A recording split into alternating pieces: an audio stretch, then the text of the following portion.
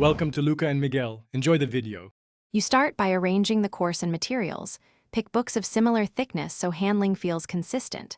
Line players at the start, then place the stack at the finish for the first handoff. Once ready, explain the core rule. Move a book from finish to start using only allowed actions, no running with both hands off the book. Begin on the instructor's count. Your goal in the first leg is a smooth, controlled transfer that sets rhythm for the team.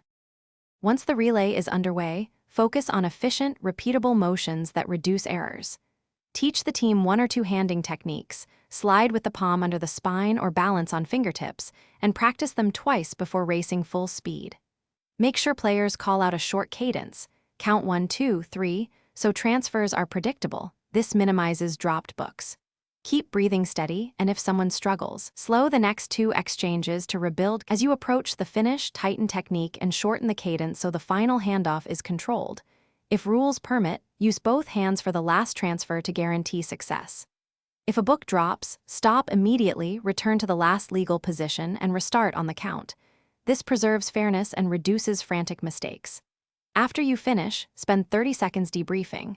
Identify one tweak, grip, cadence, or spacing to use next round. This small correction produces steady improvement over repeated races. Thanks for watching and please subscribe.